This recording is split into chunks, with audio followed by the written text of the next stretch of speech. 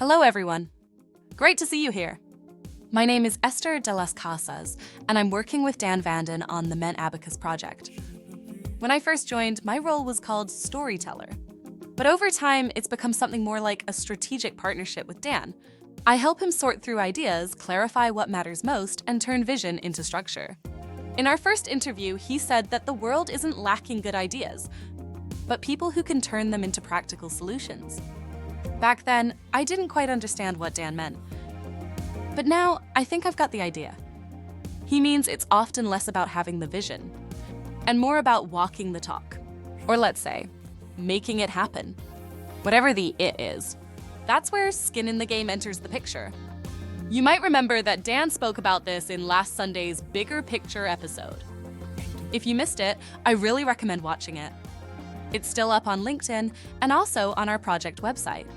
Anyway, my role has grown so much since I joined. And honestly, I'm thrilled. Today we're streaming the next episode of Dan's Sunday format. The Bigger Picture, reflecting on learning, education, and the cultural foundations that hold us together. Dan couldn't join us live today, again, but for good reason. He's getting ready for our upcoming road trip. We're going to the Alps with stops in Prague and Vienna.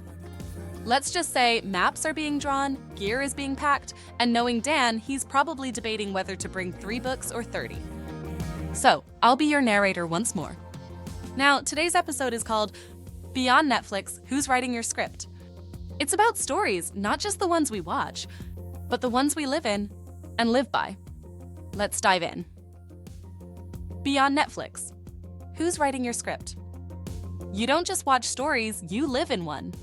Neuroscience, myth, and psychology all agree. The story you believe shapes the life you lead. So, who's writing your script? It's not just a metaphor. Our brains are wired for story. We remember better when facts come wrapped in narrative. We see events through familiar plots. Even in sleep, our minds stage nightly dramas, complete with characters, conflict, and resolution. Story isn't decoration. It's how we cope with complexity. It's how we survive. We're not just in these stories. We're part of the cast and part of the crew. The past? Narrated like a director's cut. The future? Imagine like a trailer. People get cut out like side characters.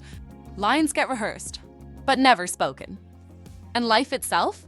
Compressed into something small enough to carry. That's not weakness. That's design. But not all stories are created equal. Some shrink us. Others pull us forward. That's why the answer isn't just tell better stories. No. What we really need are good stories. Stories that give us meaning. Stories that offer orientation. Stories that act like a compass, not just a distraction. We return to myths, to sacred texts, to classic films, not just for nostalgia, but because they help us ask, where have I been and where could I go? But today that map is fading. We're not just in a political crisis or a cultural one. We're in a crisis of meaning. The institutions that once helped us find our way, school, religion, community, no longer speak with one voice. We're drowning in content, but starving for structure. We have commentary, but no shared narrative. What's missing is story. Michel Foucault once asked, who gets to tell the story? He pointed out that truth is often shaped not by clarity or evidence, but by power, by whoever controls the narrative. Institutions decide what counts as knowledge, what gets taught, what gets remembered, and what gets erased. Jacques Derrida added another layer to this general idea. He showed how meaning lives not just in what we say, but in what we leave unsaid. There's always a gap between what we mean and what gets heard, a trace of absence woven into every sentence. Both thinkers opened new doors, even though they saw themselves more like intellectual rivals. Whatever their relationship was, both have helped me shape my own thinking. But over time, in today's political and cultural discussions, their insights have often been flattened, reduced to a grim story, where everything is manipulation, every structure is oppression, and the modern world is just a trap. And in that version, what happens to personal agency? Too often, it's dismissed as illusion. But if everything is a trap, and even common sense is a lie, what's left to build on? My personal view is that such conversations can explain everything. and change nothing. And that's why I started digging deeper. For example, Carl Jung offers a different kind of insight. He believed we each carry an inner cast: the hero, the orphan, the trickster, the guide. These aren't just metaphors. They're universal patterns. And then there's the shadow, the roles we avoid, the parts we push away. But the shadow doesn't disappear. It returns through sabotage, projection, repetition. What we exile starts writing scenes of its own. Still, you're not just the actor. You're the editor, the producer, the one who chooses the shots. Once you adopt that mindset, you begin to see the world differently. Suddenly there's beauty where before there were just objects. It's like noticing a small park you've passed for years, only now realizing it's open. No signs, no fences, many benches free to sit and rest. As the editor, you get to walk around. Zoom in, zoom out, notice the shape of a tree, the sound of a breeze. And on a lucky day, just once in a while, the director in you shoots a close-up of something beautiful. And that shot itself brings it into being. You may wonder, why have you not visited this beautiful garden before? You're not just the actor, you're the editor, the producer and director of your life. Accepting that role does come with consequences. No more blaming the script.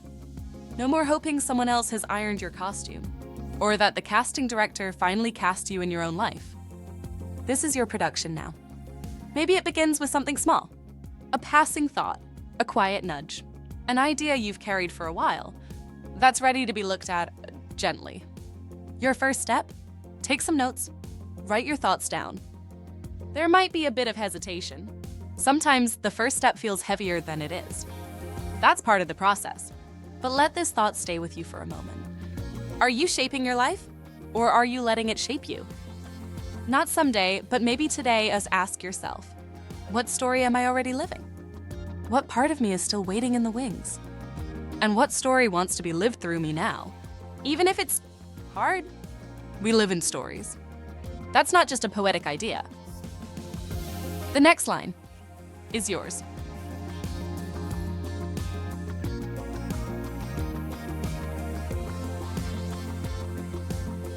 Thanks again for checking in today, and have a great rest of your Sunday. I'll help Dan now with planning the trip, and I'll do my best to stop him from packing half the library. I mean, why not just listen to audiobooks while we drive? Learn something and look at the mountains. That's what I call multitasking. And last but not least, remember, as Dan always says, learning isn't a trend. Structure still works. Square, not hip. Visit us at mentabacus.com. Every story needs structure. Every mind needs a map. Mentabacus. Square, not hip.